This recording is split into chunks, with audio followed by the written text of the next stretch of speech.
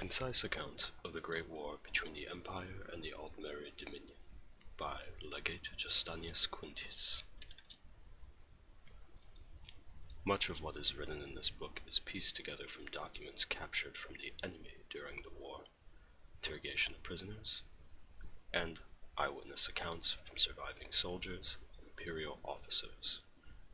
I myself commanded the 10th Legion in Hammerfell and Cyrodiil until I was wounded in 175 during the assault on the imperial city.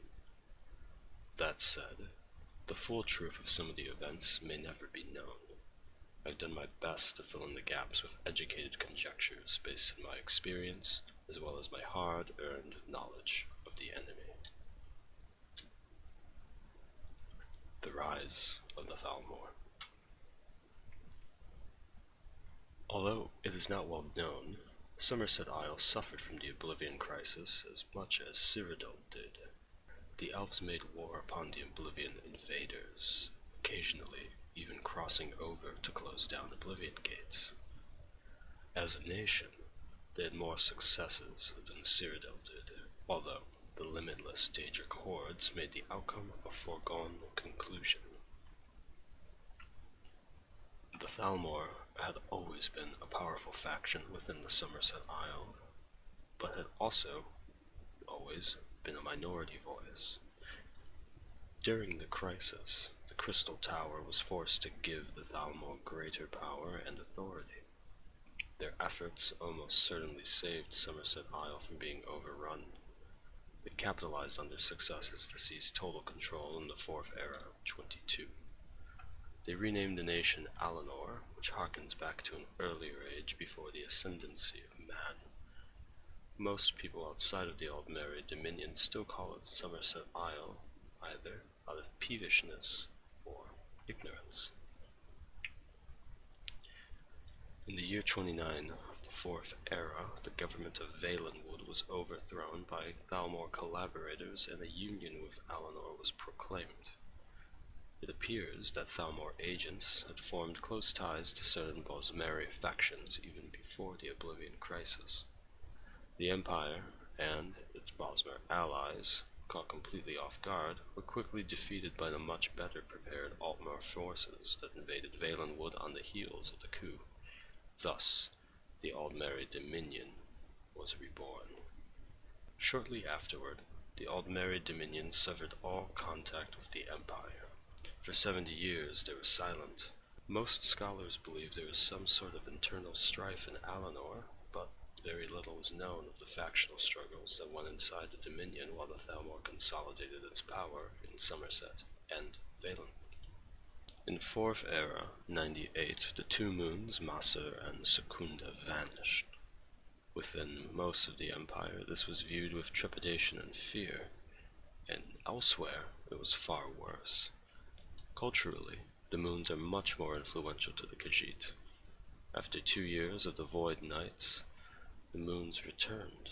The Thalmor announced they had restored the moons using previously unknown Dawn-era magics, but it is unclear if they truly restored the moons or just took advantage of the foreknowledge that they would return. Regardless of the truth of the matter, the Khajiit credited the Thalmor as their saviors.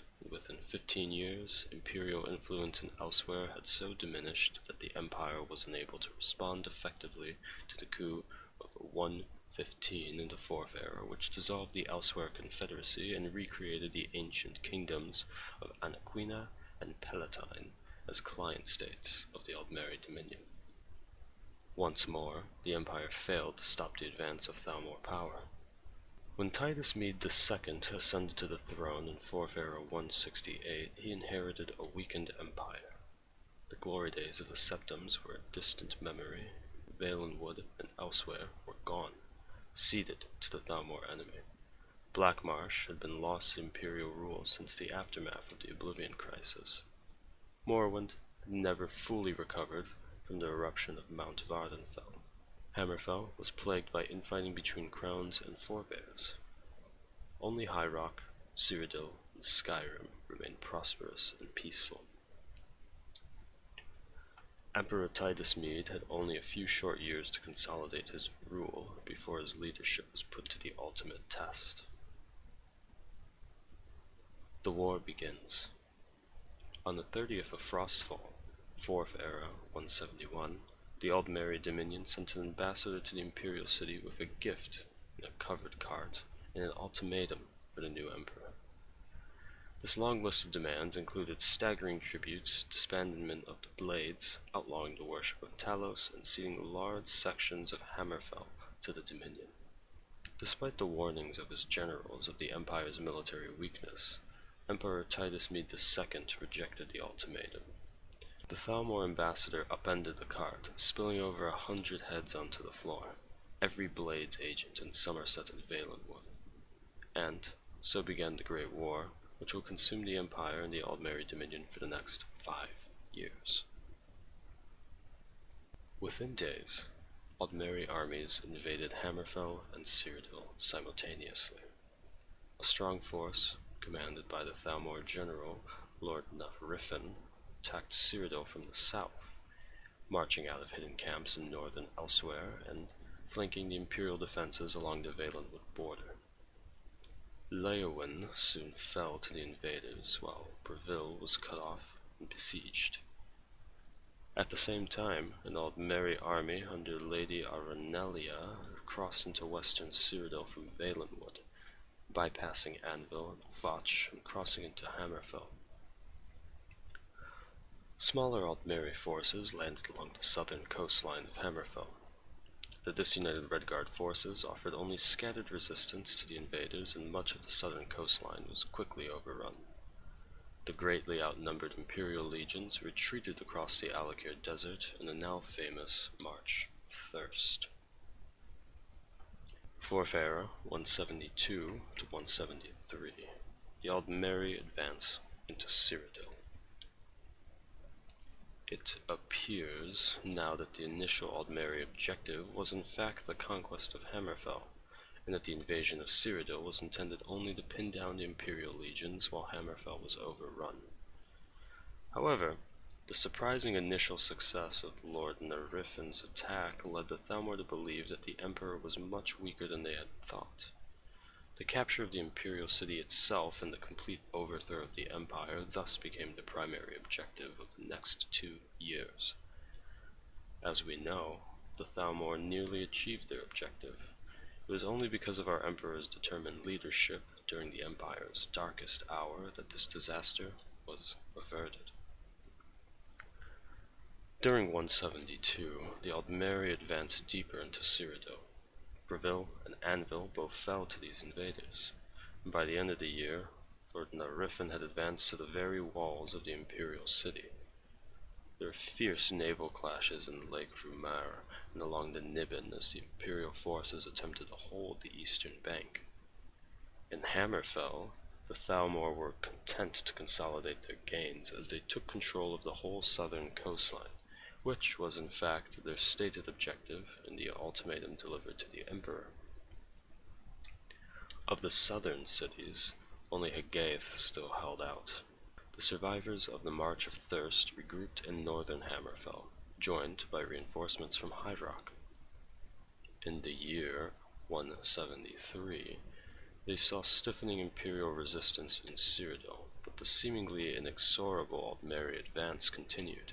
Fresh legions from Skyrim bolstered the Emperor's main army in the Imperial City, but the Aldmeri forced the crossing of the Niben and began advancing in force up the eastern bank. By the end of the year, the Imperial City was surrounded on 3 sides. Only the northern supply route to Bruma remained open. In Hammerfell, Imperial fortunes took a turn for the better. In early 173, a forebear army from Sentinel broke the siege of Hagath, a crown city, leading to the reconciliation of the 2 factions. Despite this, Lady Arenella's main army succeeded in crossing the Alakir Desert. The Imperial legions under General Decanius met them outside Skaven in a bloody and indecisive clash. Decanius withdrew and left Arenelia in possession of Skaven, but the Aldmeri were too weakened to continue their advance. 4th Era, 174. The Sack of the Imperial City. In 174, the Thalmor leadership committed all available forces to the campaign in Cyrodiil, gambling on a decisive victory to end the war once and for all. During the spring, Aldmeri reinforcements gathered in southern Cyrodiil, and on the 12th, Second Seed, they launched a massive assault on the Imperial City itself. One army drove north to completely surround the city, while Lord Nariffin's main force attacked the walls from the south, east, and west. The Emperor's decision to fight his way out of the city rather than make a last stand was a bold one. No general dared advise him to abandon the capital, but Titus Mede II was proven right in the end. While an 8th Legion fought a desperate and doomed rearguard action on the walls of the city, Titus II broke out of the city to the north with his main army, smashing through the surrounding Aldmeri forces and linking up with reinforcements marching south from Skyrim under General Yona. Meanwhile, however, the capital fell to the invaders and the infamous sack of the Imperial City began. The Imperial Palace was burnt, the white gold tower itself looted, and all manner of atrocities carried out by the vengeful elves on the innocent populace. In Hammerfell, General Dacanius was preparing to drive the Aldmeri back from Skaven when he was ordered to march for Cyrodiil. Unwilling to abandon Hammerfell completely, he allowed a great number of invalids to be discharged from the legions before they marched east. These veterans formed the core of the army that eventually drove Lady Aranella's forces back all across the Alikir late in 174, taking heavy losses on their retreat from harassing attacks by the Alikir warriors. 4th Era, 175. Battle of the Red Ring. During the winter of 174 to 175, the Thalmor seemed to have believed that the war in Cyrodiil was all but over. They made several attempts to negotiate with Titus II. The Emperor encouraged them in their belief that he was preparing to surrender. Meanwhile, he gathered his forces to retake the Imperial City. In what is known now as the Battle of the Red Ring, a battle that will serve as a model for Imperial strategists for generations to come, Titus II divided his forces into three. One army, with the legions from Hammerfell under General Dacanius, was hidden in the Colovian highlands near Chorrol. The Aldmeri were unaware that he was no longer in Hammerfell, possibly because of the Imperial veterans Dacanius had left behind led Lady Aranella to believe that she was still facing an Imperial army. The second army, largely of Nord legions under General Yona, took up a position near Chedenhall. The main army was commanded by the Emperor himself and would undertake the main assault of the Imperial City from the north. On the 30th of Rain's Hand, the bloody Battle of the Red Ring began as General Dacanius swept down on the city from the west, while General Yona's legionnaires drove south along the Red Ring Road. In a two-day assault, Yona's army had crossed the Niven and advanced west, attempting to link up with Dacanius's legions and thus surround the Imperial City. Lord Nariffin was taken by surprise by Dacanius's assault, but Yona's troops faced bitter resistance as the Aldmeri counterattacked from Breville and Skingrad. The heroic Nord legionaries held firm, however, beating off the piecemeal Aldmeri attacks, and by the 5th day of the battle, the Aldmeri army in the Imperial City was surrounded. Titus II led the assault from the north, personally capturing Lord Nariffin. It is a rumor that the Emperor wielded the famous sword Goldbrand, although this was never been officially confirmed by the Imperial government. An attempt by the Aldmeri to break out of the city to the south was blocked by the unbreakable shield wall of General Yona's battered legions.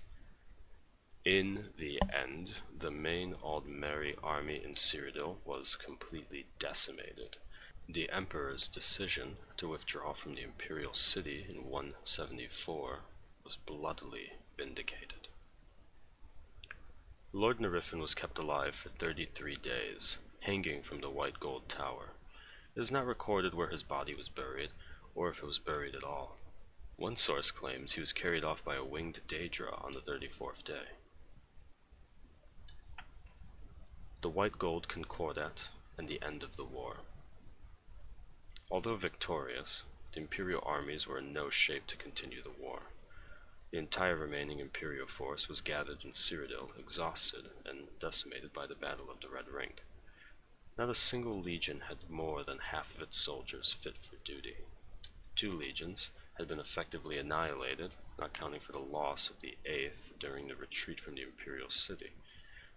Titus II knew that there would be no better time to negotiate peace, and in late 4th Era 175 the Empire and the Aldmeri Dominion signed the White Gold Concordat, ending the Great War.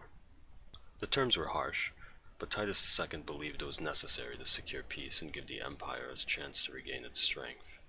The 2 most controversial terms of the Concordat were the banning of the worship of Talos and the cession of a large section of southern Hammerfell, most of what was already occupied by the Aldmeri forces. Critics have pointed out that the Concordat is almost identical to the ultimatum that the Emperor rejected 5 years earlier. However, there is a great difference in agreeing to such terms under the mere threat of war, and agreeing to them at the end of a long and destructive war. No part of the Empire would have accepted these terms in 4th Era 171, dictated by the Thalmor at sword's point. Titus II would have faced civil war. By 175, most of the Empire welcomed peace at almost any price. Epilogue. Hammerfell fights on alone. Hammerfell, however, refused to accept the White Gold Concordat, being unwilling to concede defeat and the loss of so much of their territory. Titus II was forced to officially renounce Hammerfell as an imperial province in order to preserve the hard-won peace treaty. The Red Guards understandably looked on this as betrayal. In this, the Thalmor certainly achieved one of their long-term goals by sowing lasting bitterness between Hammerfell and the Empire. In the end, the heroic Red Guards fought the Aldmeri Dominion to a standstill, although the war lasted for 5 more years and left southern Hammerfell devastated. The Red Guards say that this proves the White Gold Concordat was unnecessary, and that if Titus II had kept his nerve, the Aldmeri could have truly been defeated by the combined forces of Hammerfell and the rest of the Empire. The truth of that assertion can, of course, never be known. But the Red Guard should not forget the great sacrifice of Imperial blood, Breton, Nord, Cyrodiilic at the Battle of Red Ring that weakened the Dominion enough to allow for the eventual Second Treaty of Stros in 4th Era 180 and the withdrawal of Aldmeri forces from Hammerfell. There can be no doubt that the current peace cannot last forever. The Thalmor take the long view, as is proved by the sequence of events leading up to the Great War. All those who value freedom over tyranny can only hope that before it is too late, Hammerfell and the Empire will be reconciled and stand united against the Thalmor threat. Otherwise, any hope to stem the tide of Thalmor rule over all of Tamriel is dimmed.